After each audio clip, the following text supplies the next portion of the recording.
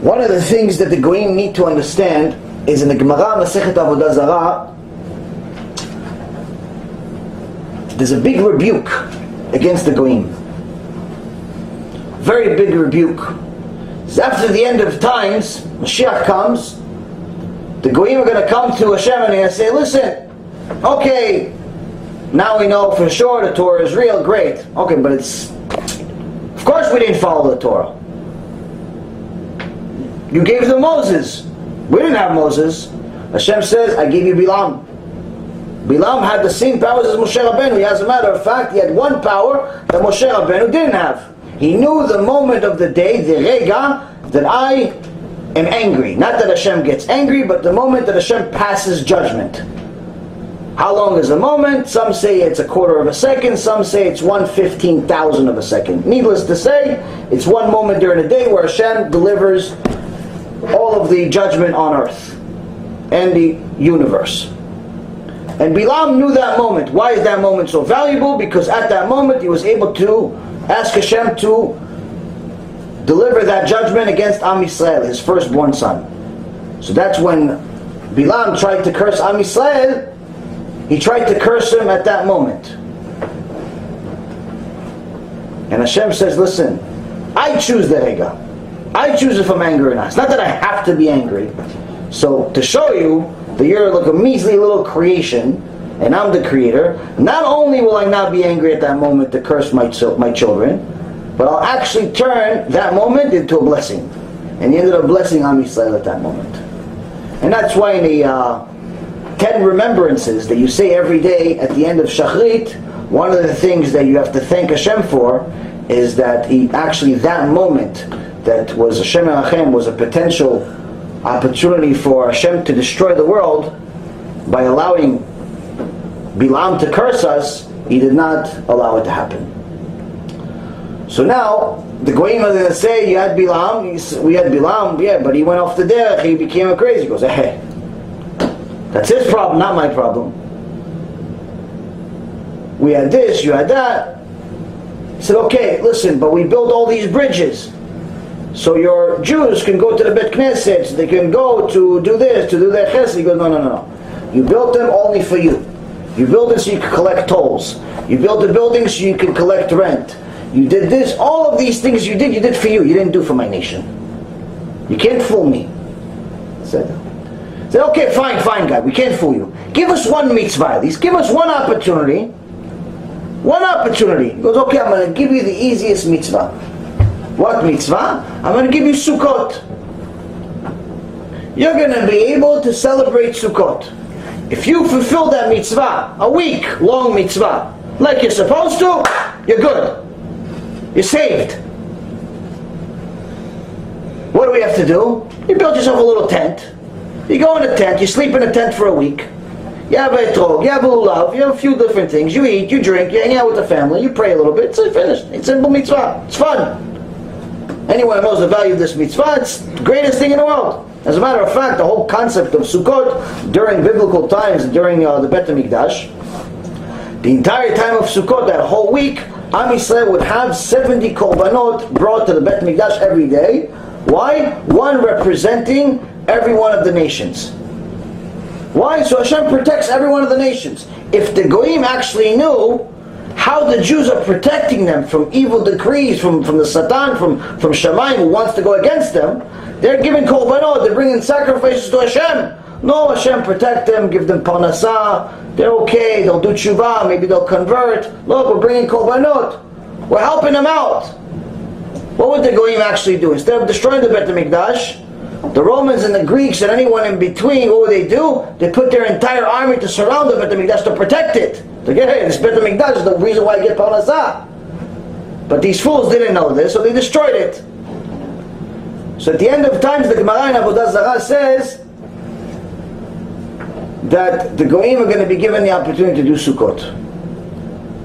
As soon as the first few hours of Sukkot comes, it's a hot day. When does Sukkot happen during the year? During a hot time of the year. The Goyim start complaining about Sukkot, and they start suffering. Hashem says, listen, according to the Torah, if you're suffering in a sukkah, patur, you're released from it. You're not supposed to suffer with mitzvot. So patur, you're not obligated to do it anymore. They all started celebrating. This is obviously a parable, because the end of times didn't happen yet. They all start happening. They all start celebrating. He says, oh, this is why you can't get Mashiach, you can't get the reward of Am Yisrael. He goes, what do you mean? You said we're patur. We said we're not obligated to do it anymore. Says, yes, but you're not supposed to celebrate. Just because the Torah says something is allowed doesn't mean you're supposed to do it. When my Jewish people go to the sukkah and it's hot and they're suffering, or it's raining and they're suffering, or something's happening and they're suffering, I tell them they're not allowed. What do they say? Oh, wait, maybe the rain's going to stop. Oh, maybe we're going to get something else to cool it down. They don't want to leave the sukkah. The righteous Jews, they don't want to leave the sukkah. They're not looking for an excuse to get out of the sukkah or any other mitzvah, because they know the value of it. You're looking for a way out. That's why you can't get in. So that's one. The second thing is, the second kituv, the second prosecutor against the goyim is going to be against the ones that actually know the truth. The ones that actually know that the Torah is real and have a legitimate opportunity to convert. I'm not talking about someone that doesn't have an opportunity to convert because their spouse, although they believe in the Torah and they accept it, they're not ready to convert. I'm not talking about those people. I'm talking about people that are single or perhaps married and they both believe in the Torah. And tell them, so you're going to convert? It's like, nah, not yet, maybe next year. Why not? I'm just not ready yet. What do you mean you're not ready? God's real? Yes. He's going to be real next year? Yes. You like the mitzvot? Yes. You're going to do the mitzvot? Yes. So why are you waiting? No, I don't know. I just need to make a little bit of money working on Shabbat for the next year. And then I'll convert. How do you know you're going to be alive next year? Who told you you're going to be alive? That's a good one. So you're prepared to risk your entire olam haba for money for the next 52 weeks? Oh, I'm not ready to change my clothes. Why, you want to continue wearing mini skirts and tank tops? No, I just, it's hot. Oh, after the summer? Oh, so God's not around the summer? He's on break? He goes on vacation during the summer? So all the people are making excuses. I'm not talking about people that legitimately have a big test in front of them. The spouse believes but is not ready. Spiritually not ready. He's not ready to take on the full mitzvot. That's fine. Or there's some type of major financial barrier. They live in the middle of the world somewhere and there's no bedin to even speak of anywhere near them. They have to move to a completely different country or a completely different state and they have $6 in the bank. Obviously Hashem, when He's ready for them to convert and they have the merit to convert, He'll give them more money to convert. But right now they can't convert. I'm not talking about those people. I'm talking about people that actually have a legitimate opportunity to convert and choose not to. Why? Their own preferences, their own yetzirah. And the Gemara says eventually those people, they're going to convert. He's talking about the ones that end up converting at the end. I'm not talking about anyone that didn't convert. It's a different story. I'm talking about someone that ends up converting. They go up to Shamayim, Hashem says, why took you so long? So to go against them. Instead of saying, welcome my son, welcome my daughter, Baruch Hashem, you converted, good job, you left Christianity, you came to the Torah, Baruch Hashem, great, good job. No, he said, what took you so long? You already knew at 16 years old that was real. Why'd you spend the next 10 years doing nothing? You already knew at 31 that was real. Why'd you do nothing about it? What, you wanted to watch a few more Shiurei Torah for more proofs? You already knew. After the first you knew. What took you so long?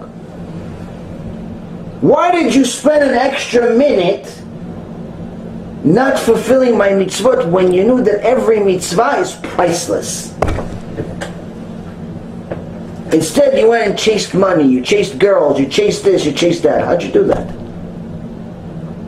And suddenly I'm real now. It's a kitruv, it's a prosecution against them. So for anyone that has an opportunity, Gemara also talks about you. Don't waste time. Be serious. Chase the rabbi. Annoy him. Call him. Send emails. Do what you got to do. Make changes. But again, it's not that the people don't want you to convert. It's just that when Hashem is ready. But you are responsible for the effort. You're responsible for the effort. The actual outcome is Hashem. You're responsible for trying. So what does trying to convert mean? Trying to convert means you don't stop learning. You learn everything you could possibly get a hold of. You learn the entire Chumash. You learn the different minagim. You learn all of the rules of the holidays. You learn all the rules of Shabbat. You learn the prayers, things you have to do in the morning, in the afternoon, at night, before you eat, after you eat. You learn everything you need to do as a Jew. You start doing it. You start going through an informal conversion. You start connecting to Batei Din. Where could I go? Which Beit Din can help me? Which community? You have to move. You can't be a Jew in the middle of Montana when your next door neighbor is 37 miles away. You can't be a Jew by yourself. You have to be part of a community. So yes, it's expensive, it's this, it's that. Hey, such is life. The Jews suffered for a few thousand years to be chosen. You're just going to get in? So all those people that become bitter, angry converts, we don't want you. Neither does the Torah. The Torah wants righteous people. Righteous people know they have to go through tests. They go through tests, obstacles, and to be chosen by itself is a huge, huge benefit. And the righteous converts that I've met in my life, greatest people on earth. The ones that are wicked, Shem and Achem, they're worse than the Erev Rav. I think the Erev Rav are already looking at them, it's like, God, these guys are really bad. I'm telling you, sometimes you see someone has the biggest opportunity in the world and they ruin it. So this same area, this same Gemara is telling you that you have an opportunity. You have a huge, huge opportunity, and not taking it is not smart. God doesn't want you to get divorced if your husband or wife supports you, they're just not ready to be Jewish. As long as your spouse is not an idol worshiper or an atheist, God doesn't want you to get divorced. Perhaps He wants you to get them closer. But if your spouse is an idol worshiper or an atheist, he's against God, obviously, you have to make a decision. Not even because of Judaism, because how could you live with somebody that has the exact opposite belief as you? You can't be a God believer and your spouse is an atheist and expect a relationship to work out. What's working out? You have completely two different ideologies. How could it work out? What do you have in common? He thinks he's going to turn into dust and everyone came from apes. You know that there's a real world after this. It's only the beginning. What do you have in common? So again, if that's the case, the decision's easy. But if the situation is different, where your spouse supports you, but they're not ready,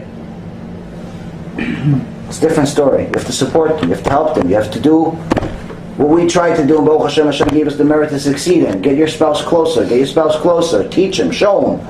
Cry to Hashem to open their eyes. Don't stop crying. One of my students is going through a similar experience, and I told her, listen, one of the things I didn't say in my personal story is that I knew that my wife loved God. And the only reason she didn't convert right away was because she feared Him. Not because she didn't fear Him. But listen, I'm going to continue praying every day. And every single day I would pray, and every single day I would cry. And I told God, I'm going to continue praying until I die. And Baruch Hashem, Hashem didn't let me die. And instead, turned her into the most righteous person I've ever met.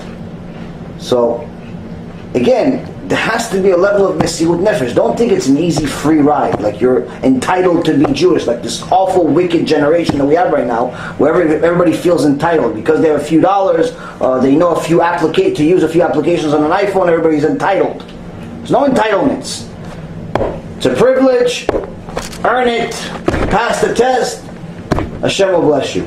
But if you want people to just start kissing up to you because you did something, why?